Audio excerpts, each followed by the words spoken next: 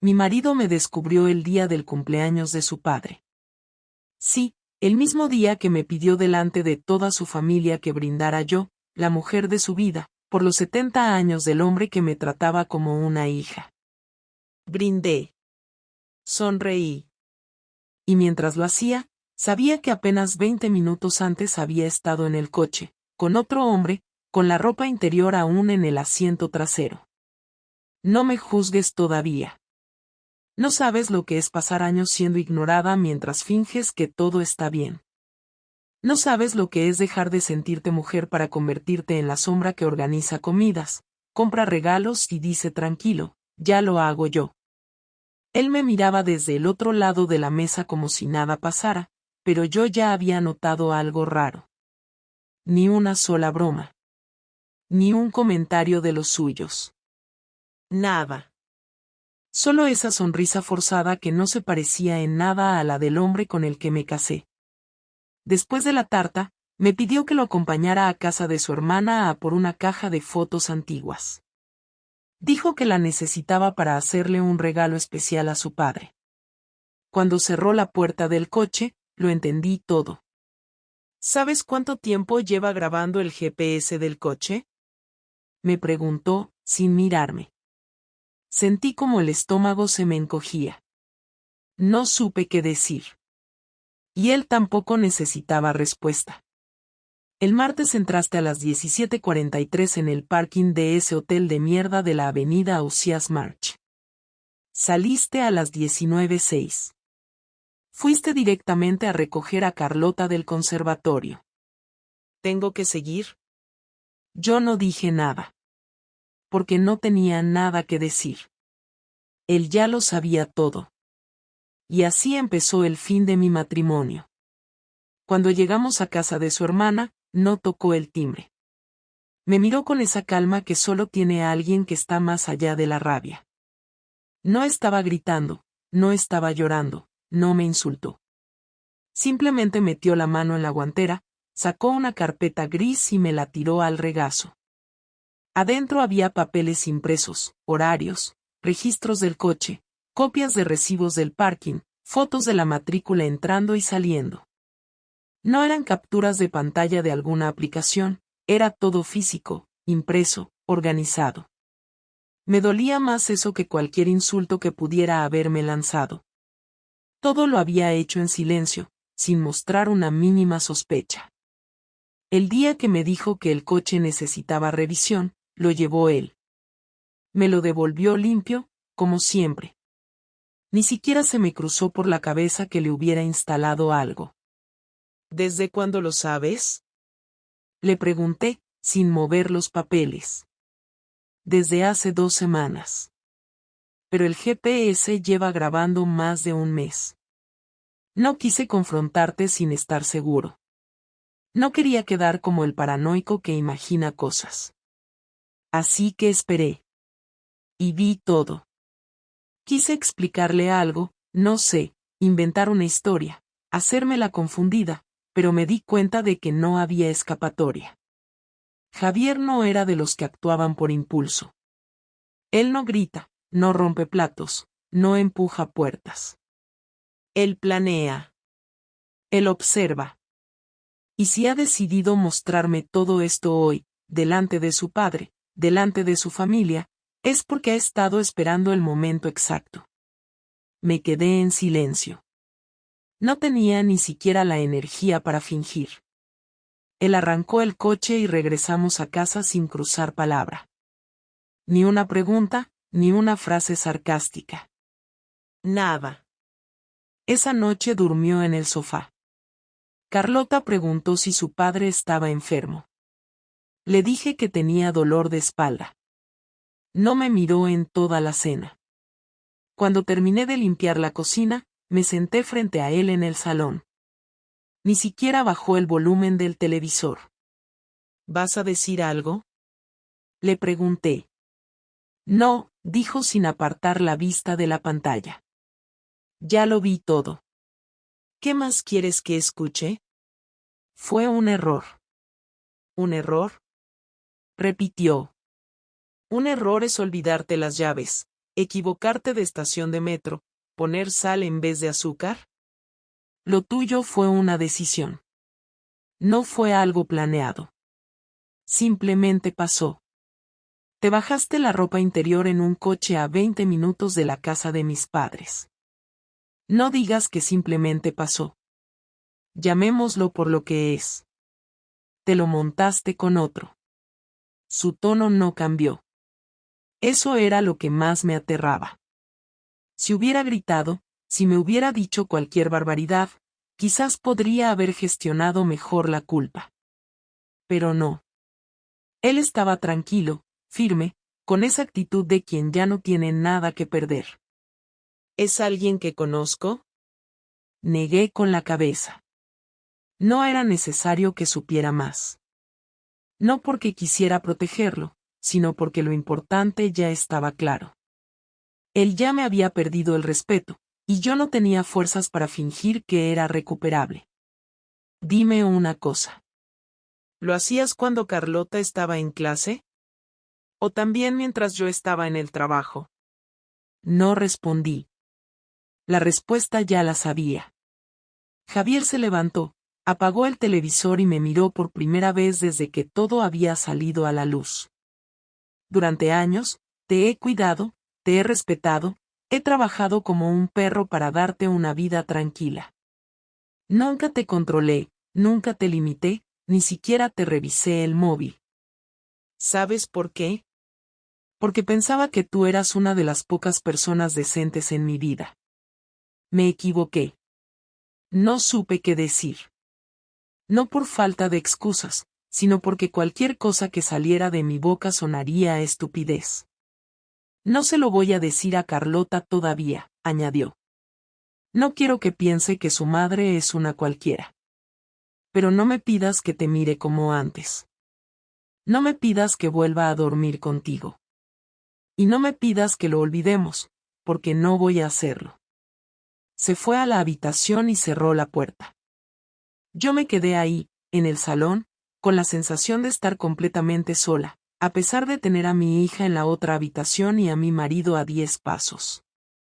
Me sentía como una extraña en mi propia casa, y por primera vez en muchos años, no tenía ningún plan para arreglarlo.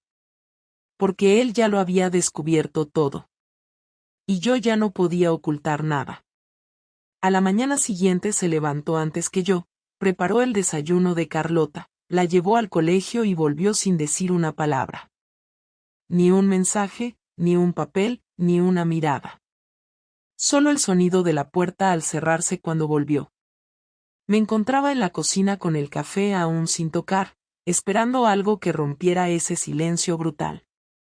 Me senté frente a él en la mesa y, por primera vez desde todo lo ocurrido, decidí hablar sin rodeos. No podía seguir huyendo como una cobarde. No te estoy pidiendo perdón porque sé que no sirve de nada ahora, pero quiero explicártelo, aunque no cambie nada. Javier no dijo nada, ni siquiera se giró, solo siguió mirando su taza como si estuviera esperando a que desapareciera. Me obligué a mantener la calma y continuar. Hace más de un año que no me tocas. No me hablas como antes. Llego del trabajo y ni siquiera preguntas cómo me ha ido el día. Solo hablas de cuentas, de Carlota, de cosas de la casa. He sentido que ya no existía como mujer para ti, que solo era parte del mobiliario.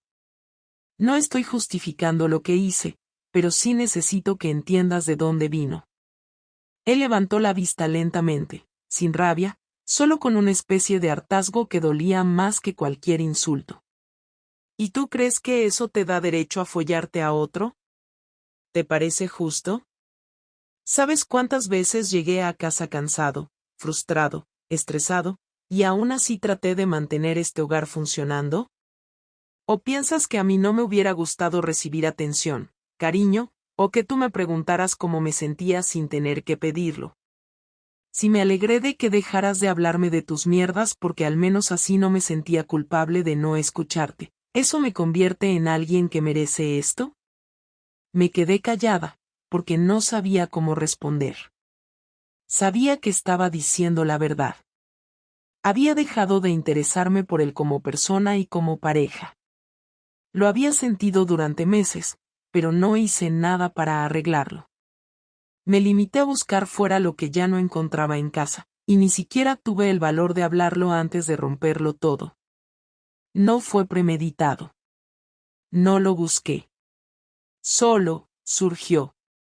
Estaba en una reunión, él me invitó a un café, empezamos a hablar, y me sentí escuchada.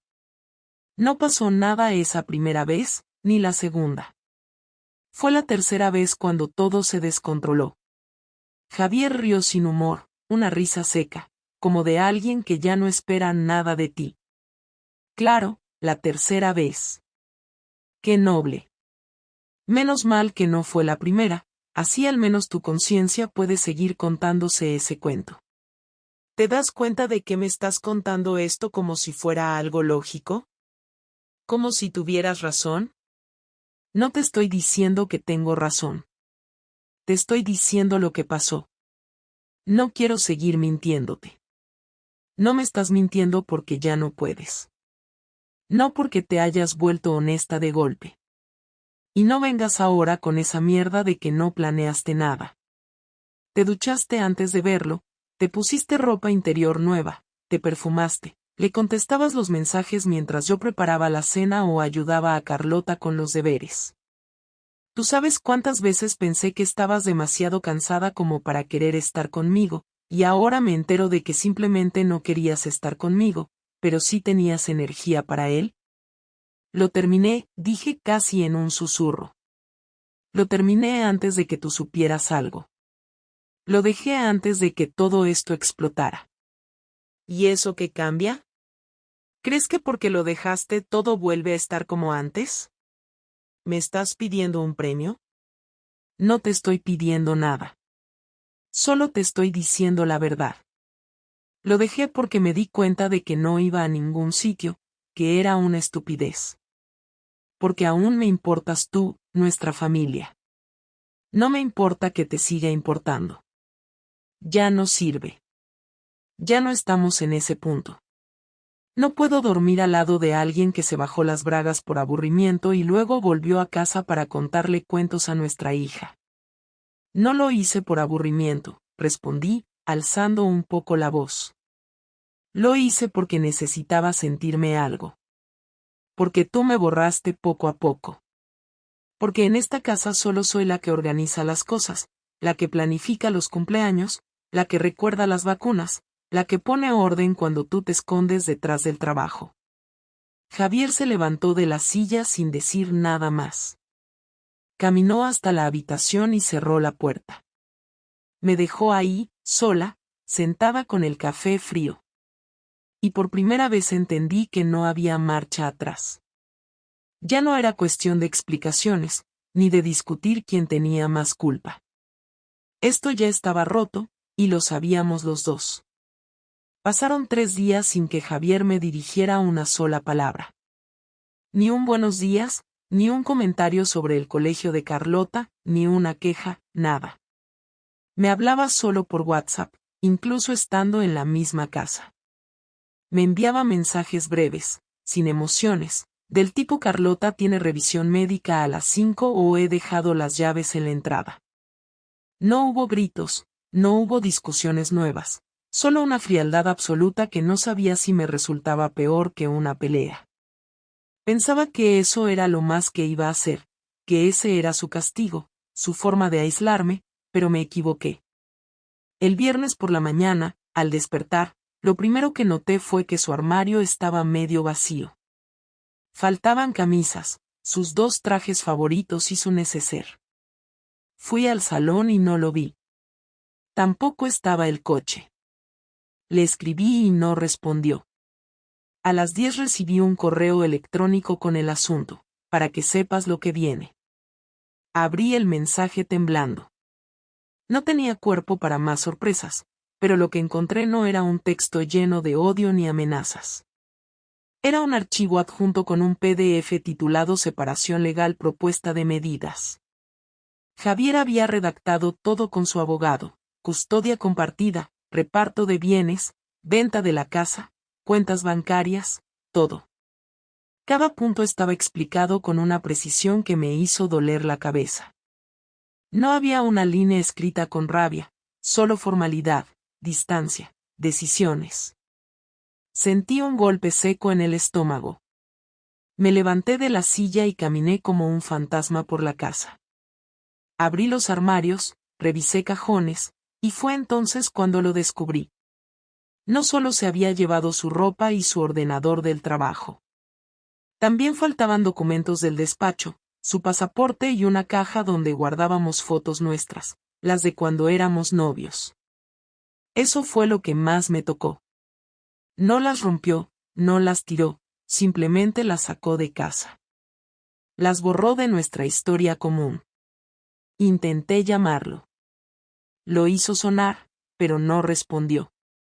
Luego supe que había bloqueado mi número. Lo supe porque le escribí desde otro número y ahí fue cuando me respondió. No me busques más. Todo lo que tenga que hablar contigo será a través de abogados. Esa frase no me dolió por su contenido, sino por la frialdad con la que le escribió. Javier nunca había sido así. Incluso en los peores momentos de nuestras discusiones, siempre había mantenido un tono humano, molesto o sarcástico, pero humano. Ahora hablaba como si ya no fuera una persona en su vida, como si solo fuera un trámite más. Pasé toda esa tarde sin poder reaccionar. Me quedé sentada en el sofá, mirando el televisor sin escuchar nada. Pensé que eso era todo, que lo peor ya había pasado, pero no. El sábado por la mañana empezaron los mensajes. Primero fue Ana, una de las madres del colegio. Me escribió por WhatsApp y me puso, ¿es verdad lo de lo que dicen por ahí? No entendí. Respondí con un ¿qué cosa? No me volvió a contestar. Después fue mi hermana. Me llamó alterada. ¿Qué ha pasado con Javier? ¿Por qué se ha enterado todo el mundo? ¿De qué estás hablando? De que te acostaste con otro. ¿Tú estás bien? ¿Te volviste loca? Fue como recibir un puñetazo. Al parecer, Javier no solo se había marchado. También había enviado un correo masivo. Un archivo, con su versión de los hechos. Sin exagerar, sin insultos. Solo datos, fechas, lugares, nombre del hotel, tiempos registrados en el GPS. Lo había enviado a sus padres, a sus hermanos, a 2 de mis tíos, a su jefe, y a varios conocidos comunes. Lo más cruel fue que también lo envió a mi trabajo, al correo de recursos humanos, diciendo que prefería que supieran la situación porque no se sentía cómodo recogiendo a Carlota en la puerta si yo estaba presente. Una frase elegante, pero calculada para dejarme expuesta. Me sentí desnuda, como si hubiese salido a la calle sin ropa, con todo el mundo mirándome. Empecé a recibir miradas raras, llamadas que no atendí, mensajes que ni abrí. No era solo el hecho de que supieran que había sido infiel. Era la forma en que lo supieron. Javier había utilizado la información como un bisturí. No para matarme de un corte, sino para ir cortando poco a poco hasta dejarme sola. No gritó, no rompió nada, no me insultó. Solo planeó su salida y dejó caer las piezas para que yo viera cómo se derrumbaba todo sin él mover un dedo. A las pocas horas, ya me habían citado del colegio para una reunión urgente. No por Carlota, sino por un ambiente de tensión generado entre los padres. Supuse que alguna madre comentó algo. Me tocó explicarle a la directora que era un tema privado, que no afectaba a la niña, pero ya era tarde. Me convertí en tema de pasillo, en objeto de rumor. Javier no solo me castigó con su silencio. Me dejó sola ante todos, con la vergüenza pública como castigo final. Y ni siquiera se molestó en volver a mirar atrás. Una semana después de que todo explotara, Javier me escribió un mensaje directo. Me dijo que iba a pasar por la casa el sábado por la tarde, que Carlota no estaría porque dormiría en casa de una amiga, y que quería que habláramos. No pregunté nada, no puse condiciones. Limpié la casa sin saber por qué, preparé café aunque no sabía si lo querría, y me senté a esperar. Cuando llegó, no tocó el timbre. Usó su llave. Entró como si aún viviera allí, sin decir palabra, fue al salón y se sentó en el sillón. Yo estaba en la mesa del comedor, sin saber si acercarme o esperar a que hablara. No hizo ninguna señal de saludo, solo respiró hondo y me miró. No quiero una reconciliación, dijo, sin rodeos. No vengo a eso. Asentí con la cabeza. No tenía intención de mendigar nada. Ya había pasado ese punto. Solo quiero cerrar esto sin arrastrarlo por meses. No quiero que Carlota viva en una guerra. No voy a hablar mal de ti delante de ella, pero tampoco voy a fingir. Y no quiero que tú lo hagas tampoco.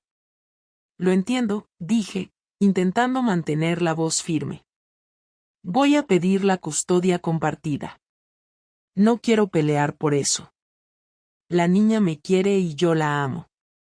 No merezco verla solo un par de fines de semana al mes porque tú cometiste un error.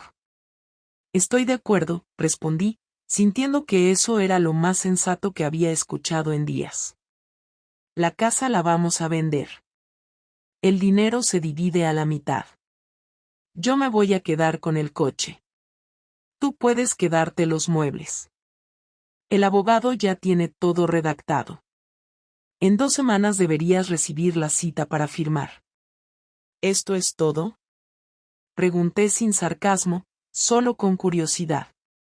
No. Faltaba esto, respondió sacando de su mochila una carpeta negra. Aquí está todo lo que se filtró.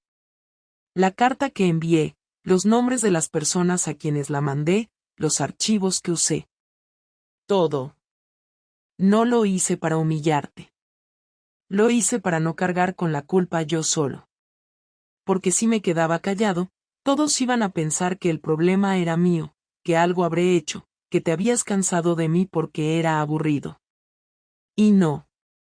No pienso cargar con eso. Yo no hice nada. Yo solo estuve aquí, cumpliendo, mientras tú te ibas con otro en un coche. Lo sé, respondí, sin excusas. No voy a retractarme. No voy a pedir disculpas por haber contado la verdad.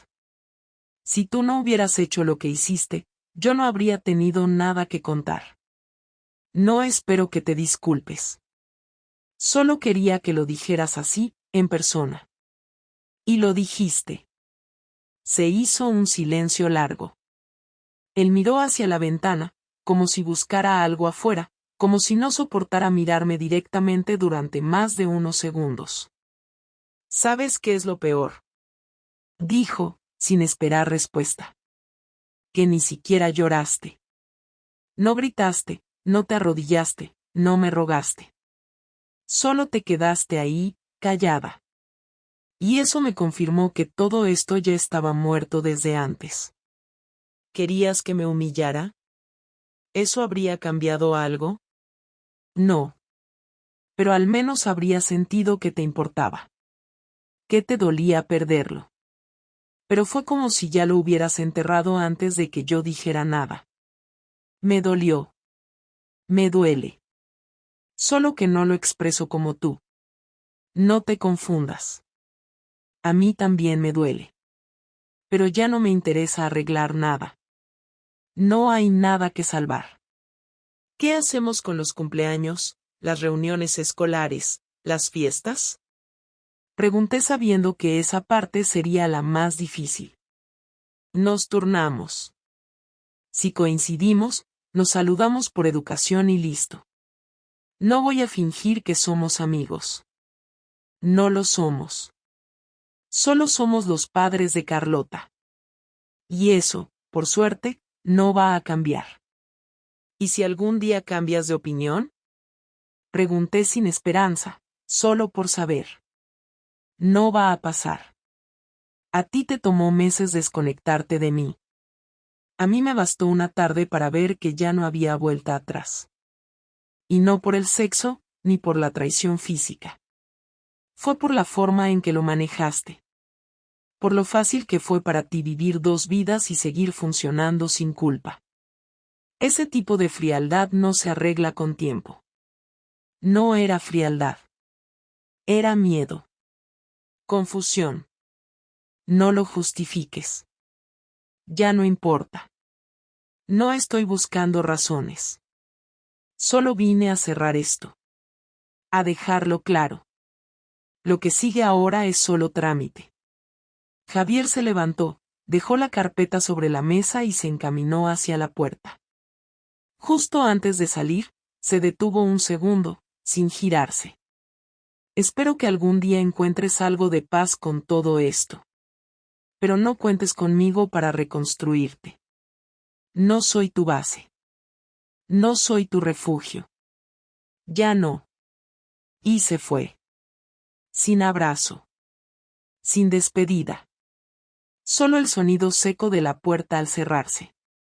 Y yo me quedé ahí, con la carpeta, la casa en silencio, y esa sensación de haber perdido algo que no se recupera con palabras. Pasaron 2 meses desde aquella última conversación. Firmamos los papeles sin mirarnos, sin decir más de lo necesario, rodeados de personas que cobraban por ponerle estructura legal a algo que ya estaba emocionalmente resuelto desde hacía tiempo. Cada vez que veo el calendario, me doy cuenta de que todo esto explotó en menos de 30 días. En un solo mes se cayó mi matrimonio, se enteraron mis amigos, mi hija empezó a hacer preguntas difíciles y yo tuve que aprender a vivir sola, no solo físicamente, sino emocionalmente. Es curioso cómo, después de años compartiendo cama, cuentas, decisiones y silencios, lo más difícil no es dormir sola, sino tener que responder a una pregunta como ¿por qué ya no vivimos todos juntos? Sin caer en la miseria de la culpa o el resentimiento. A Carlota le dije que su padre y yo tuvimos diferencias que ya no pudimos resolver, y que eso no tenía nada que ver con ella. No le mentí, pero tampoco le conté la verdad completa. No sé cuándo lo haré. Supongo que cuando me lo pregunte de forma directa y ya tenga la edad suficiente para entender que las personas a veces hacen daño sin querer, o quizás sí queriendo, pero sin medir hasta dónde va a llegar ese daño. Volví a vivir en ese piso, pero sin Javier, sin sus cosas, sin sus rutinas. Los primeros días me sorprendía pensando que llegaría a cenar o que entraría al baño mientras yo me duchaba. Luego empecé a notar su ausencia no solo en lo físico, sino en lo práctico. Nadie más se ocupa de los impuestos, del mantenimiento del coche, de revisar los plazos del seguro. Todo eso lo hacía él. Y ahora me tocó aprender, no porque quisiera, sino porque ya no hay nadie más que lo haga. En el trabajo, las cosas se mantuvieron tensas durante un tiempo, aunque oficialmente nadie me dijo nada. Aún así, sé cómo me miraban, cómo bajaban la voz cuando pasaba. No lo culpo, él actuó con lógica, con cálculo. Yo fui quien lo arruinó todo. No necesito que me lo repitan. Lo sé cada vez que veo a mi hija dormida y recuerdo que su padre ya no vive aquí por culpa mía. No volví a ver al otro. Lo bloqueé de todas partes el mismo día que Javier me mostró la carpeta. No porque me diera miedo que insistiera, sino porque entendí que nunca fue importante. Fue una distracción, una vía de escape a una frustración que debía haber encarado dentro de mi casa, con mi pareja. En vez de hablar, de enfrentar el problema, me escondí en algo nuevo, en lo que parecía fácil, en lo que no me exigía nada. Y esa decisión fue la que destruyó todo. Me di cuenta tarde de que el deseo no es amor, que la atención de alguien no compensa la ausencia de compromiso, que lo que parece libertad a veces es solo falta de valor para arreglar lo que tenemos. No me justifico. Solo entendí las cosas cuando ya no tenían solución. A veces, cuando Carlota me cuenta algo del colegio, me menciona que papá dice que, y me da una punzada en el estómago. No porque él tenga razón o porque yo no la tenga, sino porque ella habla de los dos como si aún fuéramos un equipo. Y ya no lo somos. Al menos no en el mismo sentido. Coordinamos horarios, cumpleaños, reuniones de padres, todo por WhatsApp. Lo hacemos con eficacia, sin errores, sin escenas. Somos funcionales. Pero el tono es el de dos personas que aprendieron a tratarse como se trata uno con un compañero de oficina que no te cae mal pero con quien no te tomarías un café. No hay odio, pero tampoco queda afecto. Con el tiempo entendí que la infidelidad no fue el punto de quiebre, sino el síntoma de algo que ya estaba roto. Lo que hizo Javier fue ponerle un punto final con dignidad, sin buscar humillarme en persona, pero dejando claro que no iba a cargar con mis decisiones. Me costó aceptarlo. Durante semanas me sentí víctima de una situación que yo misma provoqué. Pero luego, cuando las cosas se calmaron, cuando los gritos y los silencios se fueron apagando, vi que esa era la única forma que tenía de recuperarme, asumirlo sin adornos, sin historias, sin autoengaños. No sé qué viene después. No sé si algún día voy a reconstruir mi vida con alguien más, o si me quedaré así, en esta rutina nueva donde solo importan los horarios de Carlota y que no se me pase el pago de la hipoteca. Lo que sí sé es que ya no soy la misma. No porque haya aprendido una gran lección, sino porque ya no tengo a nadie para esconderme detrás. Si algo vuelve a romperse, me toca a mí repararlo o aceptarlo. Y si alguna vez alguien vuelve a entrar en mi vida, será con las cosas claras desde el primer día. Porque si algo aprendí es que cuando empiezas a mentir, ya no estás decidiendo por ti, estás arrastrando a todos los demás sin su permiso. Y eso no lo vuelvo a hacer. Nunca más.